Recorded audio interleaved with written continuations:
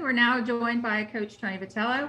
Yeah, you know the drill. Raise hand function if you have a question for him. And before we take questions, Coach, if you can please give us your general thoughts on the game. Yeah, I mean, I don't have anything fancy to say. I don't have as good of an accent as Liam either. He's a special kid, and he's our leadoff guy and does a great job of leading the team. But obviously, Camden Sewell was the ultimate leader today. Took the ball. It was kind of our plan all along when the postseason would roll around to use him as a starter. He's kind of been a swing man for us. He started in a regional as a freshman. He's fully capable, as you saw today. I think Camden Sewell can win this game today, but Camden Sewell in a zone kind of showed up, or whatever you want to call it.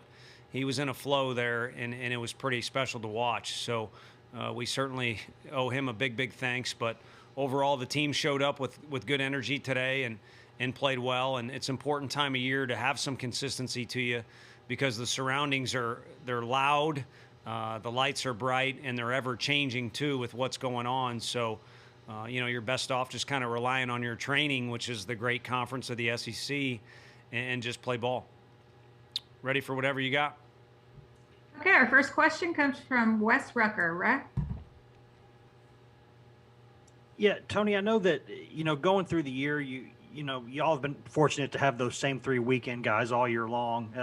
But as a coach, and I know Sewell's got some experience, but is there part of you that has some anxiety thinking about, okay, this is a big time in the postseason and going to give the ball to a guy who hadn't started, I guess all year, maybe a couple times. But is there some anxiety that comes as a coach when you have to think about things like that? Not with him, to be honest with you. We kind of had it sorted out. It was down to a few guys what we were going to do, and I can tell you overall that was not the pitching plan. It wasn't even close, but he smashed that into pieces with the way he was throwing the ball. But again, he's had a great career since he's been here. He's been in every spot you can imagine, whether it's closing a game in the SEC, starting a regional, pitching in the middle of a game, just facing one hitter to come in and do his thing.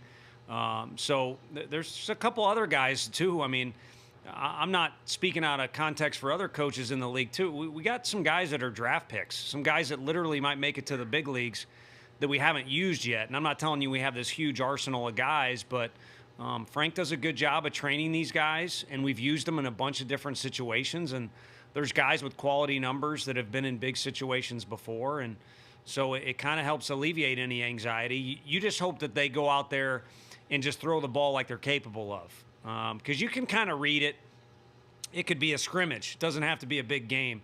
You can kind of read it when the ball's coming out the way it should out of a guy's hand and when it's not. And when those guys do that, it's not a 7 or 8 man staff that Coach Anderson can brag about. It's a bigger quantity of guys there. And with Sean Hunley, have you ever seen the guy get flustered, whether it's on the field, off the field, or he just seems like it just seems like he's on a level as much as anyone you'll see? No, I mean, Jalen Beeks is the only guy that I can think of that was the same. He was at Arkansas. He's in the big leagues now, so maybe that composure can bring Sean to the big leagues. But there's only a couple guys I've been around, and not that it's, everyone knows Max. I mean, he's a psycho. It's okay to show emotions in some of those situations, but the world could be coming to an end, and he just kind of maintains what his personality is and keeps plugging away. And it's a great example. Kind of talked about Liam's leadership and Sewell's. I mean, at the end of the game there, it's a great lesson for our guys that there isn't anything that's going to pop up in a baseball game that should be a surprise. Every time you come to the park, you see something new. And when it happens, rather than going, ballistic or completely overreacting, I guess do what Sean Hunley would do. Okay, next question's from Ben McKee.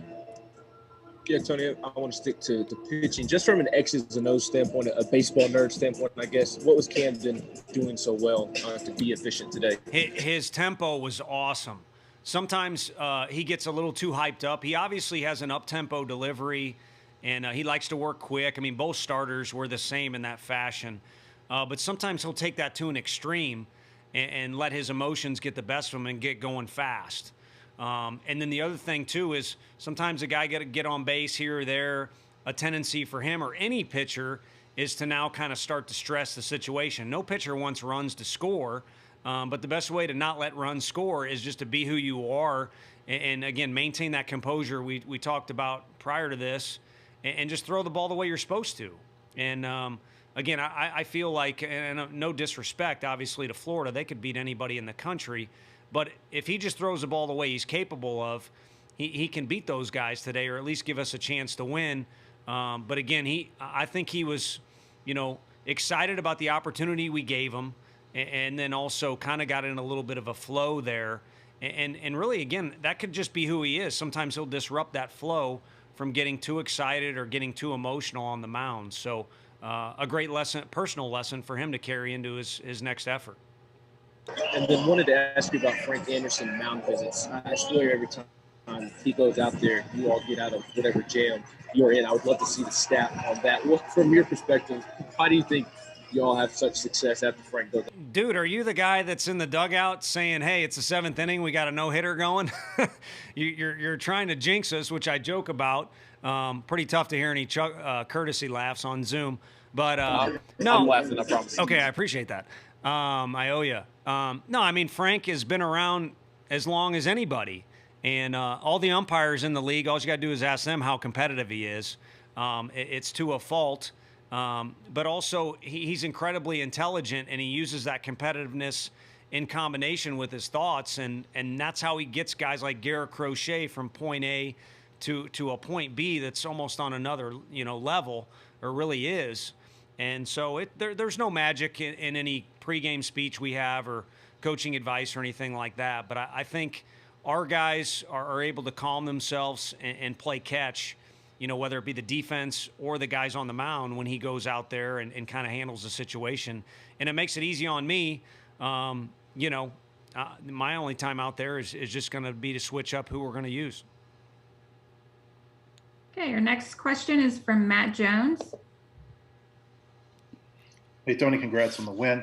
Thanks, man. I would assume what happened a couple of weeks ago with you and Dave kind of got blown out of proportion. I saw the two of you and Matt Hobbs talking between games. What was that conversation like, and how good did it feel to be able to see them in person again and talk? Yeah, and we've shared some text messages prior to that, and Matt Hobbs is like a brother. I would hope he'd say the same. I mean, we were teammates in the same graduating class, and our kids are finding this out, and Mississippi and Arkansas, who are about to play, those friends they have in college baseball, it tops high school, and they'll never get it in pro ball. And that's no disrespect to Major League Baseball, but they're just not going to match that. And that's where my relationship stems from with Matt, and it's gone on. And then, yeah, I mean,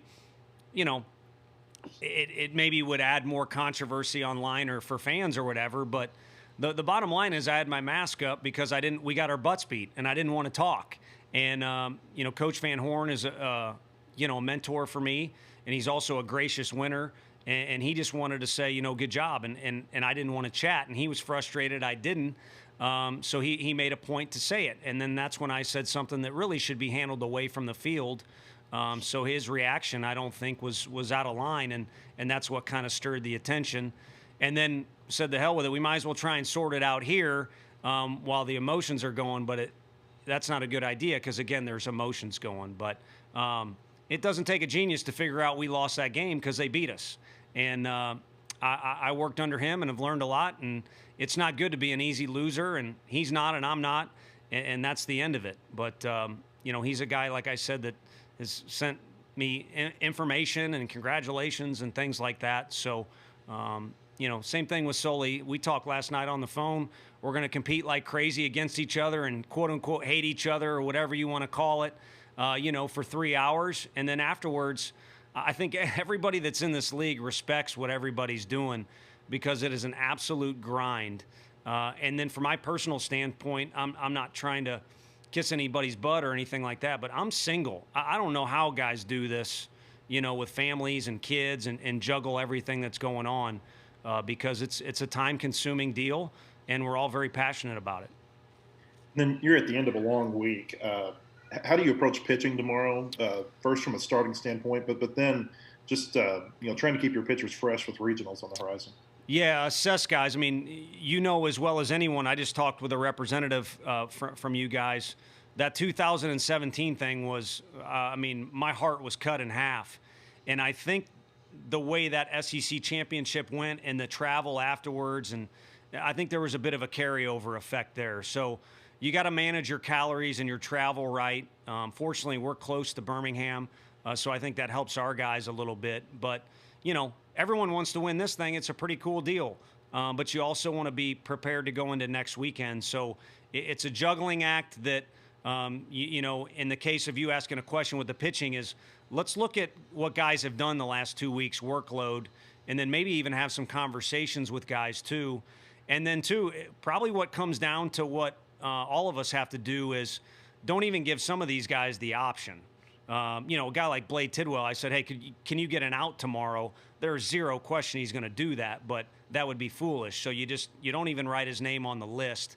You don't give him that option. So those are some of the components that will go into it. But I think whoever plays tomorrow, including our guys, are going to get a phenomenal repetition. And I keep saying it over and over. This league will prepare you for success in the postseason. And it's one of the reasons the numbers are the way they are in past years. Thanks. Thank you. Okay, our last question comes from Trey Wallace. Hey, Tony, what's it say for your team, man, that you guys can come out and dominate guys, other opponents, by run ruling them, and then coming out today and having a guy like Camden pitch 6 innings, you guys only score 4 runs, and be able to hold on to that. Just so many different ways you guys win ball games this year, and it's showing in Hoover. What does that say for your team? They got a unique little deal where we don't have to do much with them this year, where they know how to kind of ebb and flow with what's going on. I don't know if that's the most intelligent way to say it, but like, for instance, game 1 didn't go too good for us or any fans. So how are you going to handle that? And they seem to kind of use it as determination for the next day. And then I think, you're asking more specifically about today. I think what they did the last couple days kind of built up some steam or really created some confidence. And again, you start to get comfortable in your surroundings because this is a grand stage, and then you just start playing baseball. But like I said, they're playing ball with a deal where, you can say as a coach all you want, yesterday's yesterday, or you can't change the past and things like that. But with our game, unlike football, you have to expect all the days and the repetitions, because they're so close to one another, to add up. And they will have some sort of impact on the day, and it's your choice as a player. How do you want it to impact? Do you want it to be in a positive way or a negative way? And like I said, they got some kind of unique deal going on as a group where they find a way to churn out positives out of whatever's gone on previously. Okay, Coach, that's all the time we have. Thanks for being with us. Okay, you bet. Y'all have a good one. A reminder, the transcript will be provided by ASA